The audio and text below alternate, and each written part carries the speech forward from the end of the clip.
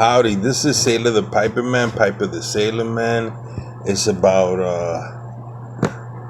10 o'clock p.m. and I decided to,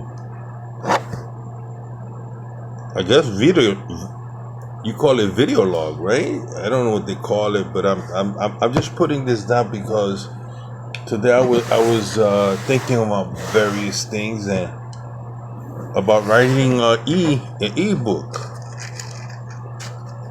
of my life and times. Not that I'm gonna die or anything, but from my perspective and from what I saw and my observations and I was involved in,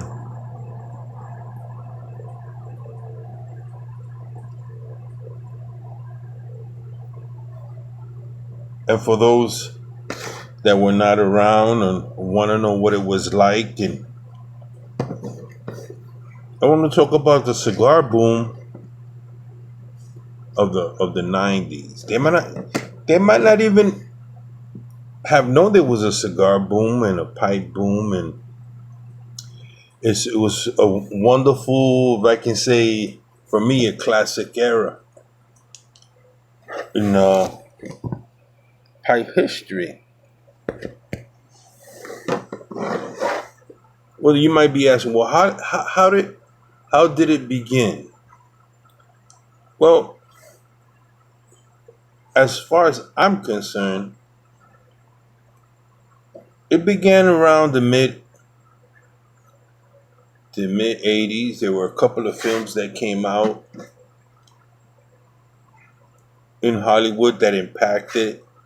One of them was The Predator with Arnold Schwarzenegger, where his helicopter arrives and he comes off the helicopter and he's got this big stogie cigar.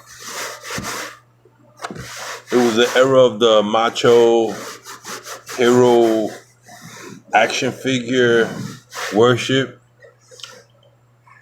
And so Arnold had a great impact because he was one of the leading figures of that time in the industry as male role models, and he began being featured in Cigar Aficionado. Pictures of him were plastered everywhere, and it seemed like he had a cigar in his a Churchill-sized cigar in his mouth wherever he went.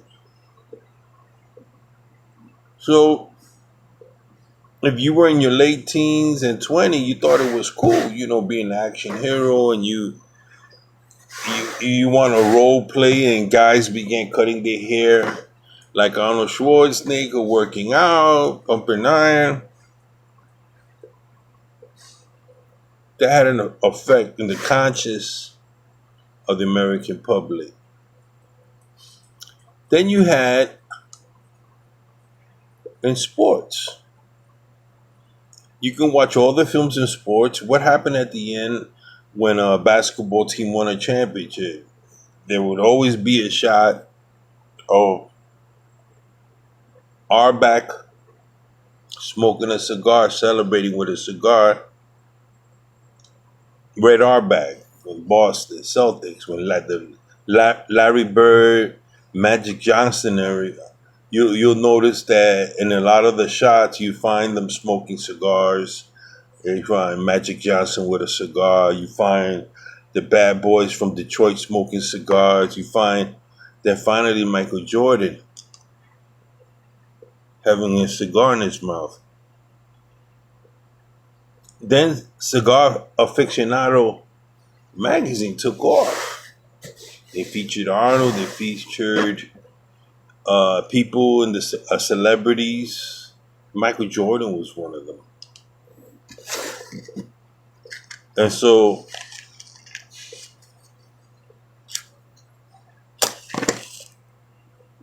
the artists and pipe makers were gearing up. The Italians were coming by force. Sir Giacomo Caminero. The Italian rock star pipe makers appeared. But the regular customer, they didn't care. New York customer. I'm talking from paradigm view of being a New Yorker. I lived in New York. It was a rough time. I had just gotten out of a depression of the 70s, and people smoked, went to work, truck drivers, taxi cab drivers. Uh, Still, basically, in the 80s, you could smoke outside and in some places work in the workspace. But you had your everyday smoker. They smoke cigarettes, smoke cigars, and it was part of their life. It wasn't a fad. It wasn't a celebration. It wasn't to be chic. It was to be cool. They were hardworking people who would stop by at a tobacconist store, buy a stogie, buy tobacco, and smoking on a daily basis. You know, the Dr. Grable, the Frank Wally type of pipe smokers were still around. You know, they didn't care about $300, $400 worth of pipe. They wanted a good pipe that was functioning. These people didn't. They knew that they had Wally Frank had good Algerian bride. You know, they weren't into studying the history. They weren't into uh, you know, pipe shows and meetings. That was all European. You know, the committees, all the it was English thing. Americans weren't into meeting, getting together, hanging out with pipes and stuff like that. That later became the trend of the 90s. But at the beginning, you had the tobacco shops who were mostly ordinary people, working people, farmers, truck drivers, police officers, working class people that were still smoking pipe. Pipes were not popular in the 80s. You still saw in a lot of the films, um, Murray of My Three Sons. You saw the old films of the 50s. We had the Franklin show. We had that would put on people. You still had images of Bing Crosby. You had nostalgia. It was a nostalgia period, reflecting back, but it was no way, shape, or how the '80s were not cigars. Before the '80s, I mean, cigars and pipes were not considered a pastime. It was not considered some kind of hobby where you collect pipes. You know, if you notice, a person had maybe two pipes, three pipes. You weren't into about collecting pipes. And later I came with those that could afford, middle class, people that had the ability to buy a lot of pipes. You had most working class people had one pipe, maybe two. And you'll notice that most actors, even scientists, had one or two pipes. C.S. Lewis had one or two pipes. You had Tolkien had one or two pipes. They weren't into that. Well, let me collect a series of pipes. That came in later on with a book that came out on pipe and cigar smoking by Hacker, which I happened to buy. I think it's excellent. It's still around. Well, it wasn't very popular. It became popular as the PC came out, the computer, social media wasn't even around then. But there was more media, there was more television, there was cable came in. And in cable, you got to see more films. The impact of cable was tremendous. The impact of the information age. And so the timing of the pipe industry, the timing of the cigar industry, the timing of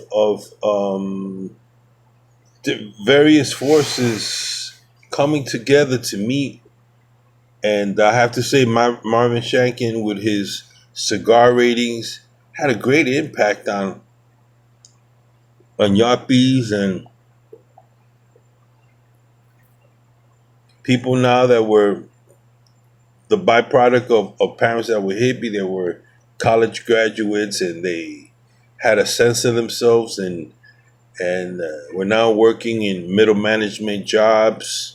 Had a little bit of the old Americana. My dad, my grandfather smoked pipes, or my father smoked cigars, and so now they saw these cast of characters on TV in Hollywood and Michael Jordan smoking stogies. That became the in thing. When the ratings came out, and he began rating cigars, Dominican cigars, as high as Cuban cigars. The serious cigar. And truthfully, to tell you the truth, I smoked plenty of Dominican, Honduran cigars that were just as good as Cuban cigars of that period, of the 80s and 90s. And so that's the beginning of the cigar boom, the impact. Vietnam War was over. New generations was coming up with still vintages of old Americana, 1940s, 50s, swing music. And the movie Action Heroes came out with stogies. It was the age of the macho Arnold, Arnold Jordan. Marvin Shack came out with Cigar Aficionado. That especially New York, had a great impact. And people were making money. And Wall Street was booming. And you can see in Wall Street, people started to smoke cigars, insurance,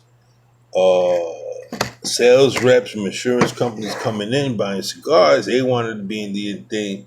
Cigar lounges started opening up, and it was in I think it was 1994, 95. It hit really big.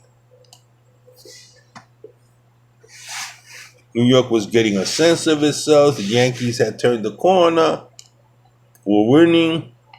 The Rangers won the Stanley Cup, and uh, the expatriate